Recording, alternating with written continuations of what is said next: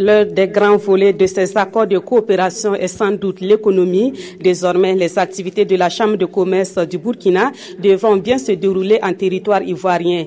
Les ministres des Affaires étrangères des deux pays ont signé un accord à ce sujet. Les questions foncières ont également fait l'objet d'accords entre Ivoiriens et Burkinabés. Des précisions avec Mokhtar Ouedraogo et Nyarki Teda.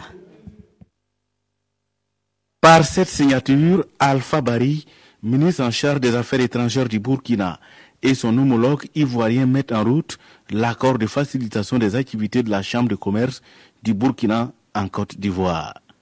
C'est l'une des avancées de la 5e conférence au sommet du traité d'amitié et de coopération TAC. Le texte, qui était en souffrance depuis 5 ans, est favorablement accueilli par la communauté des hommes d'affaires burkinabés.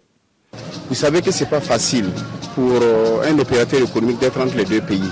Mais s'il y a la confiance et vraiment il y a l'assurance, ça te pousse vraiment sur toutes les lignes à avoir vraiment des opportunités et encore à avoir vraiment la confiance, surtout les patriotes burkinabés qui vivent au Burkina. Donc vraiment on est très ravis et nous demandons à nos partenaires ou bien à nos autres compatriotes burkinabés qui vivent en Côte d'Ivoire d'oser quand même mettre un pied en Côte d'Ivoire parce que ça fait beaucoup de choses, ça fait évoluer le pays et ça fait quand même donner la chance à d'autres burkinabés qui vivent ici. Le sommet des chefs d'État s'est aussi appesanti sur les questions foncières. Ivoiriens et burkinabés s'accordent sur l'évacuation du Mont Péko et de toutes les aires protégées illégalement occupées notamment par des migrants burkinabés. C'est vrai que nos parents vivent dans une forêt classée, mais pour certains, ils se retrouvent dans cette forêt classée par erreur, par ignorance.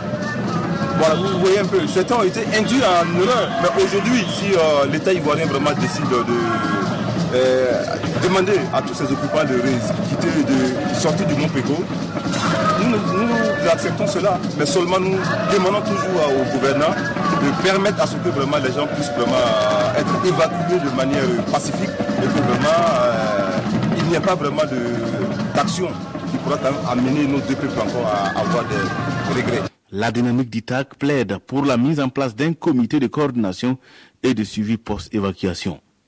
Il aura en charge l'évaluation des besoins des personnes déguerpies.